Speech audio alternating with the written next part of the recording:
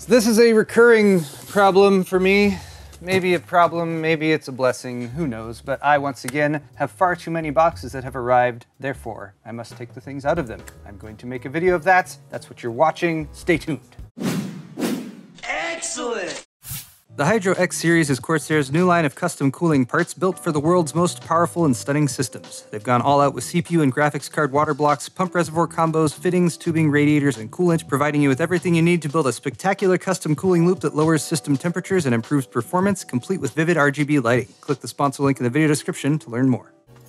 Decided to start from the smallest box and we'll move up to the biggest box, and there's a couple things today that I might not actually be able to show you guys, so apologize if I leave you teased, but I have some emails out to see if I can or cannot show you some things. Point being, if I can't, you'll find out about that stuff soon enough. This box was actually sent to my P.O. Box, which any of you guys can send me stuff at. That's P.O. Box 4325, Diamond Bar, California, area code 91765. Just send it to Paul's Hardware. This was just an order from Amazon, and it looks like we have a Spider-Man Pocket Pop keychain. Let's see if we have any message in here.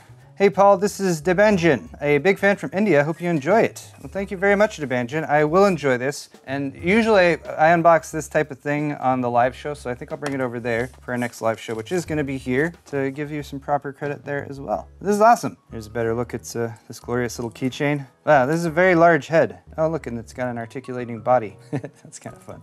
All right, awesome. Thank you very much again, Debanjan, and let us move on. These next two boxes, I kind of already know what's in them, so I'm going to unbox them together because they're very similar things that are in them. This one's from Newegg, though, if it's not obvious, and this is actually something that I ordered on launch day. If it's not already obvious, these are AMD processors, yes. Oh look, they have a slimmed down version of the box for the 3600.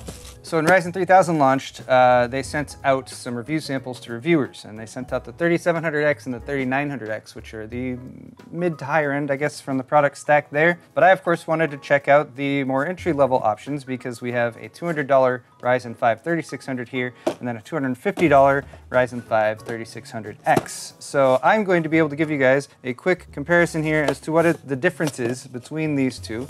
I think they both come with coolers. Yes, that's confirmed. Socket AM4 heatsink fan included, but it is the Wraith Stealth that comes with the 3600. So here's our box. Here's our cooler. Yes, that is a Wraith Stealth. That is confirmed. So with this little 65-watt TDP 6-core processor, you get a relatively small cooler. This will get the job done, but you can definitely get better performance, especially if you're just looking for something that'll keep things a little bit cooler, maybe give you a little bit better performance out of the XFR2, or the extended frequency range, so you can get a little bit more out of your Ryzen 5 3600. That said, for 200 bucks, this is sort of getting you in on the ground floor for the Ryzen 3000 series, and you could, of course, use this cooler, and it would get you by just fine.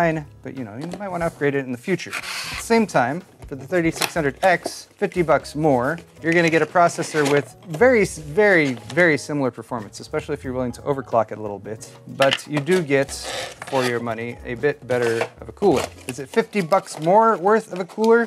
That's debatable.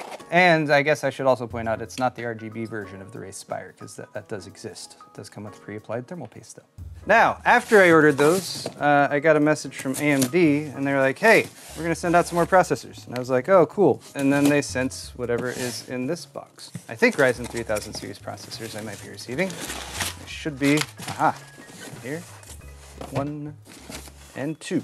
So here I have 2 more Ryzen 3000 series processors. Actually, the Ryzen 5 3600X, which means I have 2 of those now. I think I might upgrade the HTPC with one of these. And then I also have the AMD Ryzen 5 3400G, which is an APU. Unique thing about the 3400G, and I only just realized this, is this actually uses Zen Plus 12 nanometer architecture, so it doesn't support PCI Express Gen 4, but it does have much better performance than the original 2000 series of APUs like the 2200G and 2400G. So if you're comparing the two, unless you're getting an insane deal on the 2000 series APUs, then you should probably update to the 3000 series APUs. And they do have Radeon graphics integrated. I'm gonna leave these sealed in their retail boxes for now because I just took those out, and honestly, there's nothing different in these compared to those. The same cooler, I believe the Wraithspire for both of these is what ships with it. So stay tuned for more Ryzen 3000 series builds coming at you real soon. As mentioned at the beginning, I have a few products here that still might be under embargo for just a few more days or something like that. I actually can't show you what's in these boxes, but I'm gonna open them up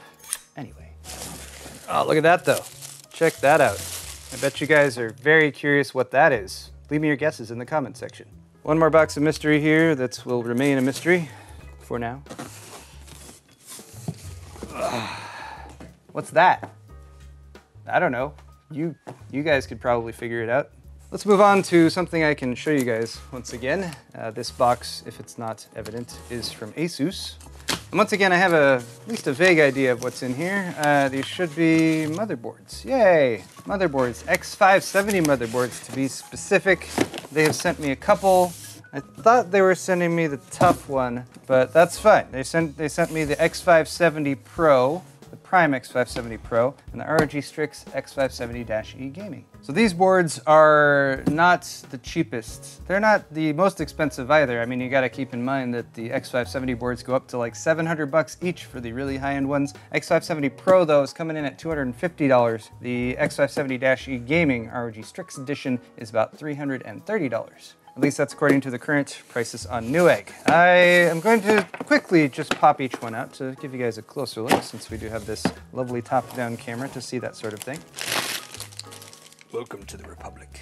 So a cursory look here shows us some heat sinks that actually have some splits in them, so that should provide some additional surface area. So hopefully that's good. For power delivery for the X570 boards, from what I've read about and looked at so far, it's pretty much solid across the board, so especially if you're going for a higher end board like this. Nothing to worry about there. Of course, you do want to make sure it stays cool. It does have a fixed I/O shield, which is becoming kind of ubiquitous these days, which I think is kind of nice. You've got a front USB 3.1 Gen 2 header, or as they're calling it 3.2 Gen 2 because, you know, that's not confusing. No backplate or anything like that to speak of, but I would imagine that this has some pretty fancy RGB lights up here in the Strix area, and it also has some covers here with some heat sinks for your M.2s, which are, those are metal heat sinks as well. So a pretty nice looking board at first glance. You've got some of the higher end features like a debug LED. Are there surface mounted power and reset buttons? No? Really? ASUS for $330, you're not gonna give me surface mounted power and reset buttons? I complain about that. All right, so if I'm going to critique this board, again, just a first glance critique, I would like surface-mounted power and reset buttons. I feel like that'd be nice. It does have an external USB BIOS flashback button there, though, so that's handy. And it does have the BIOS flashback functionality, which means you can flash the BIOS without necessarily needing to have a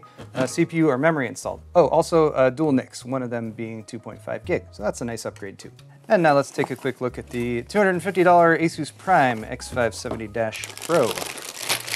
This one's sticking with the black and white color scheme that the Prime series has been using for quite some time. Slightly cut down features here, not as many heat sinks going over the M.2 slots, for example. You still have the USB 3.1 Gen 2 front panel header, so I do appreciate that. Looks like you still have some decent heat sinks here that are fairly solid large blocks of metal that have some grooves in there to add some surface area. Again, the fixed I/O shield, which also has plasticky covering on it. There we go. Quick look at the back of the board, not much to speak of there, but yeah, again, we have what appears to be a pretty solid layout. Missing a few features that, again, you might expect for a higher-end $250-ish motherboard. I would like, again, to see maybe a debug LED, surface-mounted power and reset buttons. Those are convenient to have. You don't have the external USB BIOS flashback button on this board either. And then a feature or a deterring factor for all X570 motherboards, pretty much, is that it does have a chipset heatsink fan. So there's a little mini fan there for the chipsets, so that could potentially make some noise. I haven't done like an extensive testing of the chipset heatsink fans on X570, but it is something that's there, and that's something that if you do want to avoid, you have to spend a lot of money on, because the only motherboard that doesn't have that is the Aorus X570 Master, which is one of the $700 motherboards. But there it is, guys. Let me know in the comments what you think of these two motherboard offerings from ASUS. I have a feeling that I will integrate at least one of them into a build soon. Oh, this next one, this one's special, guys. I've been holding on to this actually for a little while. Sent over by MSI, if you can't tell from the tape. So there should be multiple things in this box, and all of them are good. Remember I was talking about expensive X570 motherboards? there's one. That's the X570 Godlike from MSI, MEG, or MSI Extreme Gaming. This is their highest end X570 motherboard, and yes, retail price for this at launch is $700 frickin'.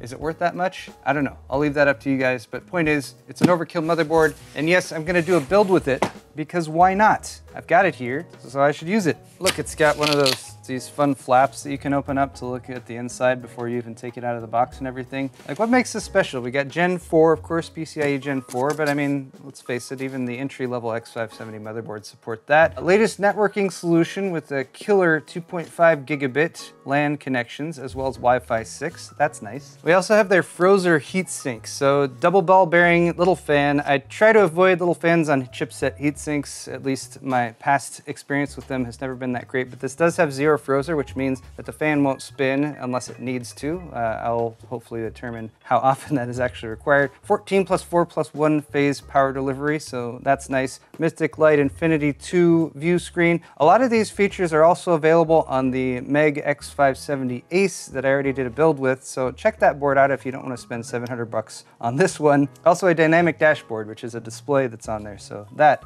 should be fun to check out as well. One last key item to point out here would be the M.2 Expander 2 Gen 4, so it does have a riser card here that you can add M.2 NVMe SSDs to, so if you're looking for a crazy NVMe SSD configuration, then that riser card is a useful add-on. Let's hopefully quickly look at this board. Here are the accessories that come with it. You have a Wi-Fi antenna, you've got a pouch of cables. So here's that M.2 Expander Z Gen 4 expansion card, which actually supports 2 additional M.2 slots. So if you're looking at the board itself, you have 1, 2, and 3. A couple of those are going to be from the chipset. Probably the top one is connected directly to the CPU itself, but I would need to double check the manual to confirm that. And then you can add 2 more M.2 PCIe Gen 4 slots with this expansion card, which has a massive heatsink on the top, as well as an active cooling fan. So especially if you've got PCIe Gen 4 NVMe SSDs that are generating a lot of heat, this would probably be a good home for them. And that allows you to put up to 5 of those super high speed PCIe Gen 4 devices on the same board. The board itself is eATX, so it's a bit wider this way than a standard ATX motherboard. You've got a USB 3.1 Gen 2 front panel header, as well as a couple USB 3.0 headers there. Looks like there's lots of space on the board. Again, that zero Frozer feature on the heatsink fan that's underneath the little sticker right there. Some MSI Dragon accent logos, and then you're going to have that infinity mirror effect for the RGB lights here by the I/O as well. There's the I/O fixed panel. This is again just, I really like that feature. Glad that it's becoming something that's everywhere. Oh, and then hey MSI, thanks for including the surface mounted power and reset buttons. If you didn't on your flagship board, I would be very disappointed, but I'm glad you've included those. We've also got a lot of work they put into the audio for this. They've got dual 8-pin inputs for the power delivery for the motherboard itself. They've added a heat pipe that goes from the chipset up here to sort of integrate all the heat sinks on the board, so wherever you might have hot spots, it'll hopefully help distribute the heat between those to disperse it a bit more easily and efficiently. I was kind of hoping they might have gone with a backplate on this board, but honestly that's not something that you really see, so that's probably not a huge deal that that's not included. But there is a quick first look at the MSI MEG X570 Godlike motherboard, which I am going to be doing a build with, but of course we're going to need to pair this up with some pretty high-end components otherwise, which means not just the motherboard, the CPU of course, which for now is going to be the 3900X, and then maybe some graphics cards might also be good to have. How about RTX 2080 Ti's? How about 2 RTX 2080 Ti's? How about the MSI Seahawk RTX 2080 Ti's, which have water blocks pre-installed? All right, so you guys might have, if you watched my channel, you might have seen me teasing some stuff with the MSI Lightning RTX 2080 Ti, because I did have one of those, and I actually managed to steal Kyle's as well, and that was the original plan. I was going to water cool both of those cards and make a super crazy high-end system. Unfortunately, the Lightning card is so difficult to find and just was made in such limited numbers that there doesn't seem to be any water block companies or companies that produce water blocks that made water blocks for it. So, talked to MSI about it, told them my plans, and they said, well, we like your idea, and guess what? We happen to make the Seahawk EK edition version of the RTX 2080 Ti. EK means that the water blocks on these were designed by EKWB, EK Water Blocks, who I've worked with before. Very high-end, high-quality water cooling components that they put together. So look, I don't even have to like do the water block installation or anything when I put this whole system together. There's a couple other things about the system itself that are very exciting. For example, the case I'm going to use, which I haven't specified at all. I've teased it, but it's been delayed to August, but we're looking at mid-August, and I will hopefully be working with the Singularity Computers Spectre 2.0, which is an insane $1,200 case that has manifolds built in for water cooling and everything. If you guys saw the system that Jay put together for Post Malone, that was using an earlier variant of the Spectre 2.0 that they, of course, custom made specifically for Post Malone and everything, beer bongs and Bentleys and all that good stuff. So I'm going to be working, I think, with the retail version of it, but that won't come till next month, but that doesn't mean that I'm not going to get the parts for this build all going and ready. But here it is though, the Seahawk EK version of MSI's RTX 2080 Ti. I don't know a whole lot to say about this. I'm actually not intimately familiar with what EK and or MSI have done to make this card special and unique. I just know that it looks pretty badass right out of the gates. We have some carbon fiber accents on the MSI logo areas right there. There is a clear area where you can look through to see the liquid flowing through. The terminal here is already pre-mounted and of course is going to have access points on both the top or the bottom. So depending on how the loop is configured, that provides a little bit of flexibility there. It is definitely a very wide card. I mean, you have to imagine from the PCIe bracket right here, there's an extra inch or so added just from the PCB, because this is MSI's PCB where they shrunk down the connector point here for the NVLink SLI bridge, but then the PCB goes back out here to give them a little bit more area for adding whatever components they wanted to add there. We have dual 8-pin PCI Express power connectors as well as a 6-pin,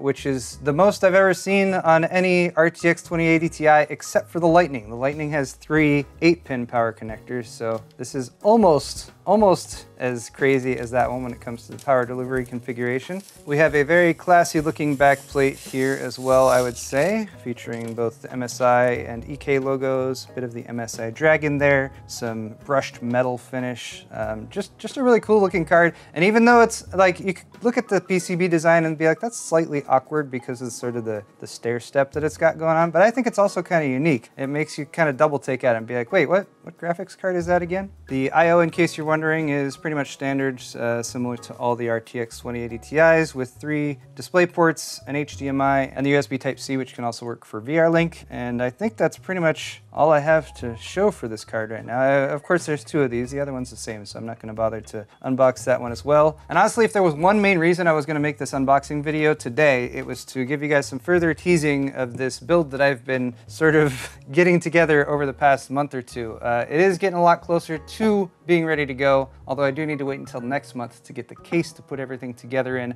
I might do some early setup and testing with the parts that I already have, but we have to sort of wait and see for that. And then hopefully eventually we'll drop the 3950X into this build, because why bother with the 12 core when you've got a 16 core available? So let me know in the comments what you guys think of this system. If you have any suggestions for me, I'm always looking for ways that I can make an epic water-cooled build like this unique. Maybe a good name, anything like that. Leave me that in the comment section down below. I think I have one more thing to unbox. Actually, 2 more boxes to unbox. The largest, this one was one of the ones that I was also not completely sure I could show you guys yet, but I have gotten special permission to show this to you guys a little bit early. I won't say the earliest because this is, well, it's a product from NZXT and it's something that they already were showing off at Computex. So if you guys are watching Computex coverage, which I did not do this year, you might have seen this. So there it is, the H510. Now, what I asked NZXT for was the regular H510, which is going to be a reasonably priced case. I don't know the price off the top of my head. This is the Elite, which has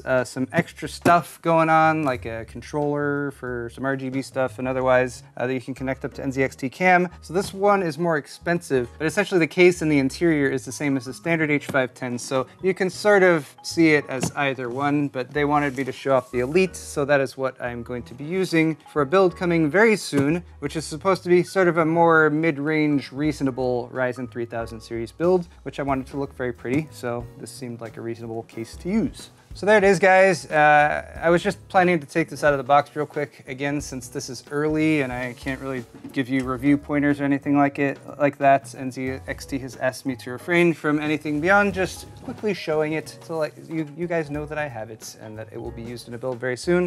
So let me know what you think, first impressions, and stay tuned for the build coming at you ASAP, I hope. The other thing is that I have one more box to open, which is the largest one, which has been right here this whole time. So if I'm being honest, this box it's really not tech related, but it's a big box, so I thought I'd open it on this video anyway, because it's here and I need to open it. It just arrived. I don't know, maybe you guys are interested what's in here.